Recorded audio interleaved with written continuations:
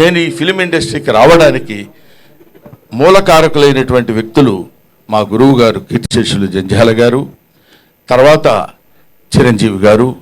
ఆ తర్వాత రామానాయుడు గారు. ఈ 3 పేర్లు నేను ఎందుకు చెప్తున్నానంటే, ఎక్కడో నేను నటిస్తున్నటువంటి నాలో ఉన్నటువంటి యాక్షన్ని క్యాచ్ చేసి తీసుకొచ్చి వీళ్ళకి ఇండియా సినిమాకు పరిచయం చేయాలని, అప్పుడు చంటబ్బాయి సినిమాలో చిరంజీవి గారు నటిస్తుంటే ఆయనకి నన్ను పరిచయం చేసి, ఆ పరిచయం ద్వారా నన్ను చెన్నైకి తీసుకొచ్చి